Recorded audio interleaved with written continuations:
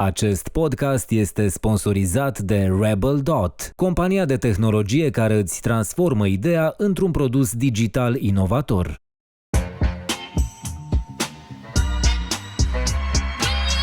On campus.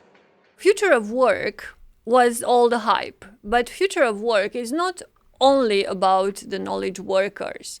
It's also about the future of education, about the future of health, of entertainment. And we all know that these industries were changed probably forever after the pandemic. So we have now with us today Philip Choban from Telios telling us something about the future of work from the medical perspective and about telemedicine. Hello, Philip. Welcome to our studio. Hi, Philip. It's Hello. great to have you here. And I would want you to introduce us a bit into what's going on with Telios, how you ended up in Romania, of all places, doing telemedicine in a very successful way, I may say. Thank you for the invite, Sammy and Vlad, both. It's a pleasure to be here. Pleasure to see you both again after, 18 months of shutting things down a little bit and everything. It's so much nicer to see everybody face to face now and to be able to communicate and actually interact. Okay, thanks again. A little bit of history about me. I am an American Romanian. Actually, my grandparents immigrated from here in 1898. Wow. All met in the States. Married in the States. So my parents were born in the States, all my cousin, all my brothers and everything. I'm the only one that everybody said, "You're going back to Romania? What, are you crazy?" Okay. And I said, "No, I'm not." I came back right after the revolution. Mm-hmm. After living in Hong Kong 15 years, and Singapore and Indonesia and India and a lot of different places that the my next life most took me. exotic place was Romania after Indonesia Exactly. and Hong Kong. It's logic. It was the next pick, okay, of course. to come here. Because of my blood, actually my grandfather always told me, Romania's a beautiful country, the scenery is beautiful, the people are great. Too bad the government is screwed up. You probably want to edit that out. Yeah, well, that was the case. Indeed. It's nothing to edit. Right, everything. But no, he always told me, if you get a chance to go back, go back. So I came back in 1990. Actually lived in Bucharest from 1990 through 1996. Married a girl from Cluj in 1997. Took her back to the States because she had a sister living in the States who had escaped Romania in actually 1986. Mm-hmm. And she wanted to see her, so I took her for a visit, and lo and behold, after about a month, I said, "We have to go back to Romania." She said, "You go back, I'm staying." All right. So I was going back and forth. She became a nurse at the Cleveland Clinic. So because of that nursing relationship, I started my hospital relationships and medical relationships and everything in that realm, everything. But in the year 2004, when she was 44, she was diagnosed with a genetic Alzheimer's form. So by 2006, she didn't know who I was anymore. And in 2007, we packed up and we moved back here because every night at our home in the States, she would be by the door with her suitcase packed. And I would ask her, "Unde te duci?" And the answer always was, "La mama." Wow. So after about a year of that, I said, enough. I'll pick up, I'll retire for a time, and being an entrepreneur my whole life gave me that chance that I could pick up, retire, go. So in 2007, we moved back here, and I took care of her until 2015 when she passed away. So That's a story. all right, that's now going the next step. This is how Telios began. since I was an investor in the States in a telemedicine company there, and telemedicine in the States, I don't know if you know the history of telemedicine, all right? Do you know what the first telemedicine was? It was NASA sending chimpanzees up into space and monitoring their vital signs remotely. That's how telemedicine began. Wow. Okay. So between the U.S. and Russia, both, with Sputnik back then, all right, that's how telemedicine began. And, of course, it morphed when human beings were up in the space. They had the monitor.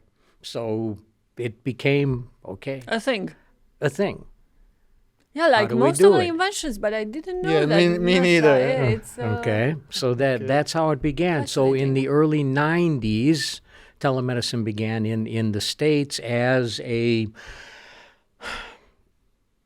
innovative way of doing things. And of course, like in many countries, it was blocked for some time because in the States, legislation is not national, it's by each state. Yeah. So you have to start in one state, you have to get approved in another state, you have to get approved in another state, and so on and so on. So after my experience here with Carmen, my wife, all right, it was only through luck, and I'll call it blessings, that my best friend, who is actually our medical director here, okay, my best friend is a doctor, all right, and I could call him. you had Because access when I had to access medical where advice. I could pick up the phone and I could call him, and because of all his relationships with psychiatrists and psychologists and everything, he could help me out, all right? And after Carmen passed away, I kind of began to think about, okay, what about people that don't have the relationships with All the doctors? connections like and all. like Vlad with your Yes. family, okay? You have the relationships, your mom and everything. These are too, blessings, so, these okay? relationships, It's a yeah. blessing to have because you can pick up the phone, you can talk to somebody, you can call. But the average person here doesn't have that. What do they have to do? If they don't feel well, they have to either go to ER or And they have to call stay 4 hours. and stay for 4 hours and everything, and or they have to call, make an appointment, and that can take as much as a couple days Or months. or a month. Yes. Who knows everything? So we began to think about that. We actually started going out in the streets. I spent probably most of 2016 going in Bucharest, in Cluj, in Timișoara, in Iași, and doing surveys on the street where I asked people directly, we asked, if you don't feel well, do you call a doctor directly? Do you go to a clinic? Do you go to ER? Do you let this go? Do you put it off for a different time? And we had a set list of questions, and we were actually quoted in a parliament meeting about 8 weeks ago with our study. Wow. All right, Right. Way that back showed then. this. Yeah. Yes. Wow. Yes, that showed this. 70% of the people put off an appointment until they're like Too sick to, yeah. we said before, wake late, up dead, okay, or something. All right. So that's how Telios began. That's how I came back here, and the story is not going to end because it's something that I believe in, it's something I take pleasure in, and it's something I learn more and more about each day. So you've laid the foundation for telemedicine in Romania, and I'm really curious about this. I mean, in our heads, all the time we need to see the doctor face to face. I think it's something new for us. It was new for me when I first heard it from you, and now I hear medical professionists saying this is going to be a part of the medical future. So that's amazing. But can you tell us more how this is going to mix with traditional medicine? How is it going to help it? Okay, yes, all right.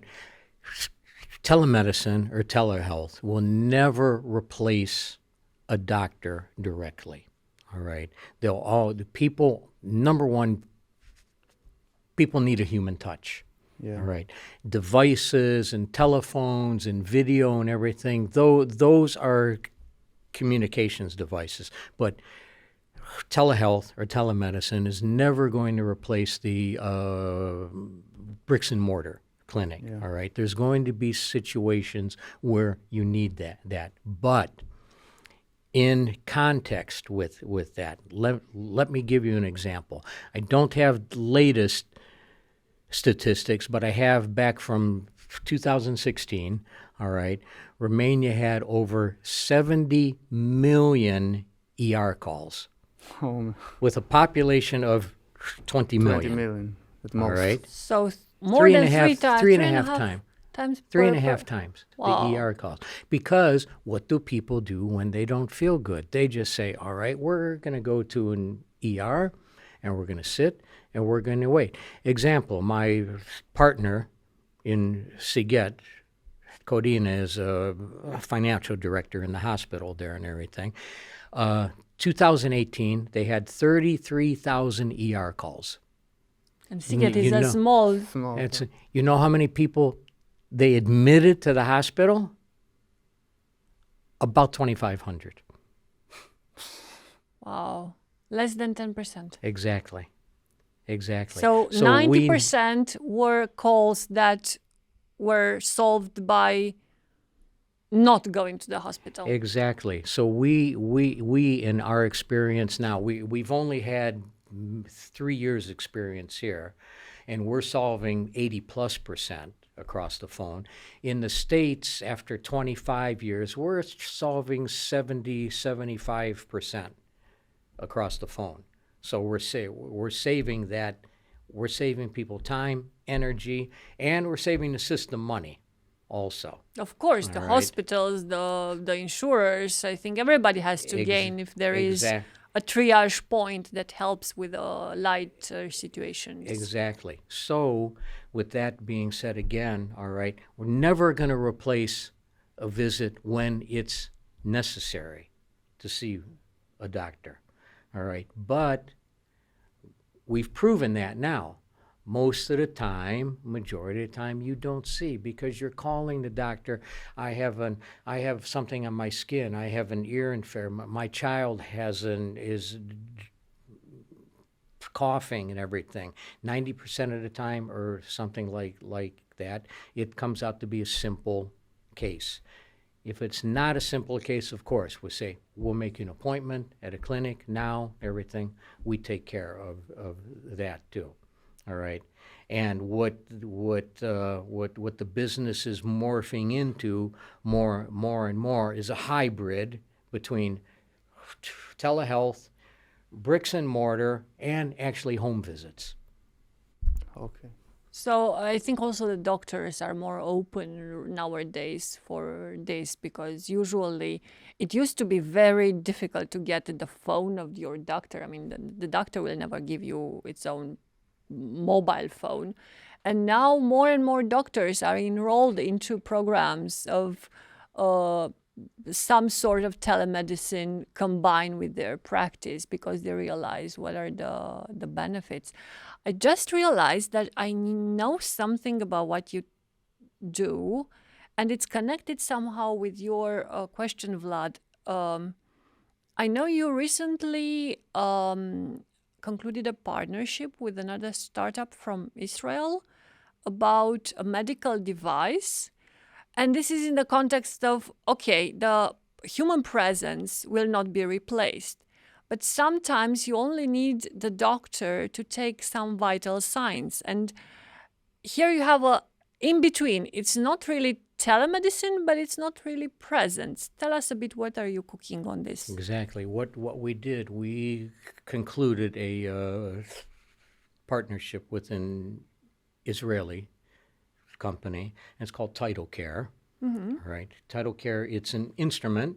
It's an instrument that has a video screen, has a stethoscope, has an ear device, has a throat device, blood pressure, SPO2, SPO3, okay, everything. And what we can do is we can either send a nurse home instead of a doctor With the device. with the device, and they can do a mini physical at the house. Telios, as of now, we just initiated a partnership with Alphega pharmacies, where we will have a walk-in clinic there. Won't be manned by a doctor, it will be manned by a medical assistant, a nurse, and we will be able to do a mini physical there, and such as a campus here, we can have telephone, we can have video, internet, we can have this device, so if need be, we can either do a true telehealth call, or we can do a hybrid where a nurse is actually doing vitals and things. We can issue a prescription and we can deliver it. Wow. So it's not man against machine, but it's man working with machine in this Exactly. In this context. Yes. We know that telemedicine mostly, or as in your business pattern, was used for, let's say, knowledge workers, white collars, people in the office. We know that probably blue collars, people in the factories or in the retail, will need it a lot as well. How do you see the future of our work changing because we have this tool or this possibility? And how is that going to affect the way we work or the way our employers are addressing the health issues? Okay. That's going to affect in two ways. You have the effect on the employee and you have the effect on the employer. All right. Let's talk about the effect on the employee, because the employee is without the employee, the employer Loses the doesn't have anything. Exactly. All right. So the effect on the employee is a huge plus. It saves. Let me take an example. Okay, Vlad, you have children? Yeah. Okay. How old? 3, almost 3. Okay. How many times in three years have they woken up and haven't felt good or something like that? A few times. A few times, okay. Yeah. Everything. Now, you're lucky because you have medical Yeah. in your family, okay? But if you don't, you have to pick up, you have to go to a clinic, you have to, and if it's morning, you have to make time, you have to miss work. And given the context, sometimes you also have to, jeopardy. Like, Yeah. it's not so safe to do it. Yeah, Whereas- to go and stay in the and hospital wait in a and wait hallway. in a hallway Yeah. and Especially with the pandemic that occurred right now, that's the last thing You wanna anybody do. wants to Yeah. do is take a sick child into a clinic when people are coughing and people are, God knows what at that time. So the effect on the employee, especially the moms, okay, because I don't know if you're aware, maybe 95% of the healthcare decisions worldwide are made by who? Yeah, The wives. the wives, the mother, Exactly. of course. The moms, the wives. 95%. Okay? Even for the husbands sometimes. I mean, They make for the husband. I mean, look, guys are guys, okay? Guys, I'm having a heart attack. I can wait until tomorrow. Yeah. All right. Let me grab another beer or something. Exactly. Guys are still guys, okay? But women make Choices these and the choices and decisions. everything. So whether you're single, whether you're a family, everything, we're saving you time. We're making life easier for you. We're making life less complex for you, where instead of you going and seeing a doctor and having to put up with all this, we're coming to you, either with telehealth or at home. So basically, the employer can say, we're looking after you, even more than before. Even more We've so got than this tool. before. Now, what does this do for the employer? This enhances the productivity time of the employer, all right? Because you're not taking the sick days that you would normally take. You're not taking the time off if you have a child to take them in and go through and lose a half a day of work, everything, all right? Now, laws are fairly liberal on time off and that, but a lot of people don't want to take it because maybe they don't get paid for it, is one thing. Some do, some don't, okay? We'll now that's in some cases. You just asked a question before. Let's switch to actually blue collar, all right? Blue collar, if you're a construction worker, you're on a production line, any of these, okay? If you're not on that shift, what Losing does the money. employer have to do? He has to figure out a replacement. He has to call. He has to Usually get there is somebody no in there, backup and there's no because- Yeah. backup, Yeah. everything. So it's lost time, so it's lost money to the employer. If you're a manufacturer and you're producing LED lights or something, you don't have a worker on that line, everything, you're losing X percentage production time and everything. So with the employers, it's actually fairly easy to prove a return on what they're putting in money-wise. Now, let's not forget one of the biggest things that pandemic hit, okay? 2 areas that it hit. I'll take the first one. Nutrition.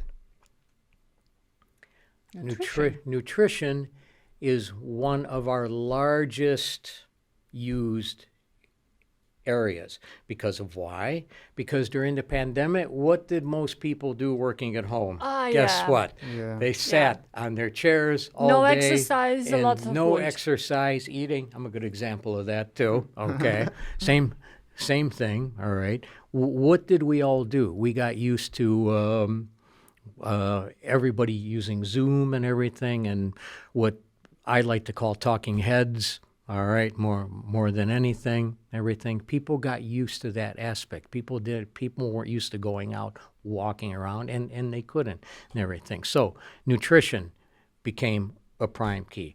Secondary to that is psychology, which we're seeing more of the effects from right now. Family depression, wives being battered, and these type of Yeah, things. but a lot of It's- anxiety. a and lot of the a lot fears of that anxiety, everything instilled in us. fears that people are going to be losing their jobs. Let's take Horeca as we were speaking. Yeah, but not okay? only, a lot of And, other and fields a lot, were, but I'm yes. taking Horeca because the hotels were closed down. A lot of people, okay, The bars, there the were no restaurants, yes. jobs, and the people that are, I don't want to call them the everyday, the people that are the backbone of every business, the workers, they were the afraid. most, yes, they were the were most afraid. affected. So basically, you had all these fears, but we already know fear of disease, fear of Yeah, losing losing somebody you care about. somebody you care, then fearing of losing your job. And Exactly. let's not overlook the entrepreneurs, fear of losing everything you worked for. So, Yes. because Exactly. I used to work in hotels, and I know that people in Horeca, they worry for their job, but the manager worries for the 60 jobs he's trying to save. So all that stress adds up, and I think Yeah. And your usually solution you don't helps. have a security net, I mean, or very little. Well, Romania is lucky enough to have some type of social care system, I'll Yes. call it, okay? In the U.S., none Nothing. exist, all right? People lost everything there. People lost their homes. People lost everything there during this. And I became very cognizant of that people needed the mental stability also. Yes. So, and again, the so future it's not of, only of from- anything cannot be a sick future. I mean, you cannot look into the future and say, yeah, I agree to being anxious, depressed, and not happy about my life. Exactly. So it's not only from a physical standpoint, but guess what? 90% of who we are and how we feel and everything comes from here. From yeah. wow.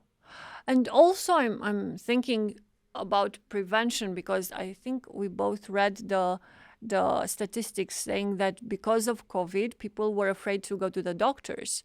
So we no longer went to, annual checkups or these prevention type of Routine stuff, checks. routine checks, exactly, that we avoided or postponed because, COVID hospitals were pretty much locked. Sometimes you couldn't go get an annual check because your hospital would become a COVID one. So it's easier if you know that you have a telemedicine solution, because you just know that you can access it from your home and you don't have to expose yourself there, even when you're not really sick, but you may need a consultation. And Exactly. And you're right. Statistically speaking, during last year, let's put it like that, 90% of the people put off any medical care. Yeah. Any medical care. All right. So last year, you included, huh? Okay. Well, actually, me included too in a lot of senses. Okay. I had telemedicine at my thing, but I still didn't go and see a doctor. I know. I postponed dentistry as much as I could and other stuff because exactly. Everybody did and everything. But goes back to what we said before. Okay. Telemedicine, telehealth. Remote devices, any of the things that we're getting into, and we're doing more and more of this is never going to replace the bricks and mortar clinics 100%. And we don't want to. We want to work hand in hand. That's something that's been in the States, that's recognized now. Here, it's not recognized yet, okay? The clinics are still fighting against saying, we don't really believe in telemedicine. We're doing virtual medicine, but we still want you to come in and everything. And that's fine. We're not a competition. Like everything, it's going to be hybrid. It's not going to be a one solution winning everything. It's not either or. We see that in office work versus work from home. It's not going to be only this or that. It's not going to be only telemedicine. It cannot be, or only physical access to hospitals. Probably it's best of both worlds, right? Exactly. And Yes. it's funny because you actually answered my last funky question. You actually went into well-being and how you can use this solution as an employer and employee. So I'm going to change my question then, because we've spoken about the access to healthcare that you are enhancing with your solution, which is amazing. So now everybody knows a doctor, let's say. We spoke about the employee, about the employer. Let's speak about the doctors. Because, okay, I understand. Some say it's a great solution, helping them. Some maybe are not so receptive. But if I understand well, and given from your example, you help them a lot with the triage, and you help them reach more people, right? Yes. I would like to understand more, and how did the doctors you're working with receive this, and what's the feedback on this solution? Okay. Feedback on this, so let me tell you, people in the beginning were very, very skeptical. The doctors, very, very skeptical. But as I'll give you an example, okay? The students at UMF asked me one time in a conference and everything. They asked me, well, how does telemedicine help me? And I said, show me a raise of hands, okay? Now, you're just students at this point in time. How many of your friends phone you for advice? Okay, everybody's hand was up, okay? Everybody's hand was up, everything. I said, okay, there's the beginning, all right? Now, if you're a doctor and you're sitting, if you're a family doctor, you're a specialist, no matter what, and you're sitting, okay, and you have a patient in front of you, who's taking the notes?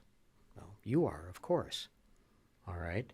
What we're doing, because we're doing the triage, because we have a call center manned by nurses, actual nurses, not everyday call center people, nurses that are trained, all right, they're taking the notes. So we're letting the doctors do what they do best, be doctors. Focus on the patient. Focus on the patient, exactly. Not focus, well, I got to take this note, I got to take this note, I got to take this note. The computer is stuck again, okay, it's not working. Computer's stuck again, it's not working and everything, okay, and all those go into an EMR. Which means for electronic medical record, Okay. all right, that we have and everything. And it's shareable with the specialist. It's shareable with any of the doctors that are in that patient's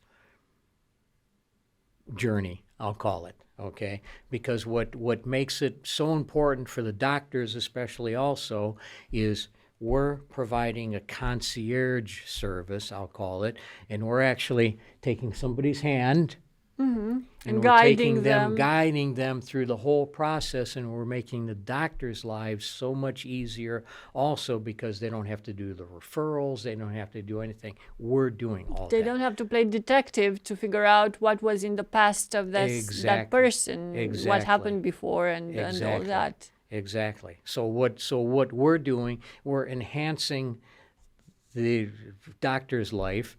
And true story, how this began in the States, all right?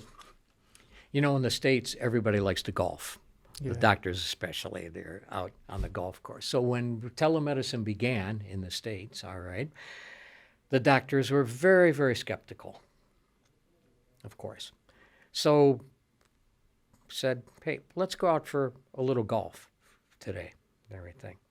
Took them out golfing, and 8th or 9th hole and everything, halfway through, one of us would get a telephone call, and we'd have some doctors with it, and we'd say, hey, would you guys take a call? And they said, yeah, and everything. I said, it's a patient that has a question and everything. So they took the call, and they said, okay, you do this. And in the States, it was okay that we could actually call a prescription in. All right, he said, I'll call the pharmacy near you. I'll get a prescription and everything. He hung up the phone and everything, and we say, how was that, doc? And they said, yeah, that was kind of cool. What's it mean? I said, this is telemedicine, and by the way, you just made $25. And they said, playing golf. Not bad. Yeah, you can take it from anywhere because it's all you have to Okay. do is have your mind with you. Exactly. That's all. Exactly. We've had calls. I know for a fact we've had calls a doctor will pick up and say, I'm at a wedding right now, and then they step outside and they do the call, and that's it. So we're letting doctors do what they do best. They don't have to worry about being in front of a computer, taking notes, doing anything. That's amazing. So you turned your doctors into believers. Exactly. That's amazing. Wow. It's so good to hear this story, and thanks for bringing it on campus, Philip, because this indeed impacts the world of work for so many categories. On so many levels. on so many levels. And thank you for doing your mission here in Romania to growing this company and this product that gives access to healthcare to more and more people. So it's and just also inspiring. mentoring so many people. Yeah. I know that you That's also the fun have. part in life. As Vlad knows, it's a fun part to be a teacher and to learn Yes. on both sides. It's extremely fun. But what I really look forward to the future is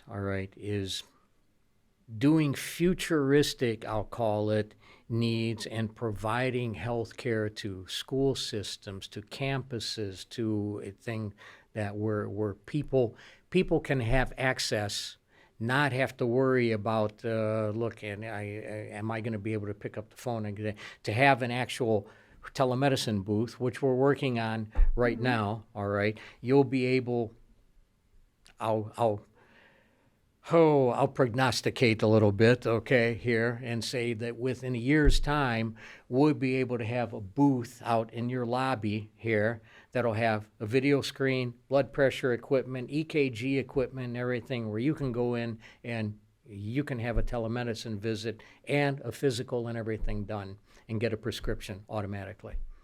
That's Wow. amazing. And not worry that you have traffic to beat to get to your appointment, and who do I left my kid with, and how do I tell my boss that I have to miss 2 hours from work and stuff. So it's forward-thinking real estate people also, like you two, all right, that are going to make this journey even more interesting. Yes. I think we're gonna tell everyone more about that in the near future. For sure, we have a lot of other surprises kept hidden for the moment. But yes, it's very insightful talking to you, and we are sure that future of work is going to be impacted by the gains that telemedicine has at the moment. Philip, thank you very much. And ladies and gentlemen, this is History in the Making with Philip With the Choban. original gangster of telemedicine. Exactly, in Romania. Gangster. Gangster. Right. Thank you, Philip. Thanks, Vlad and Sami, both. Thank you. On Campus.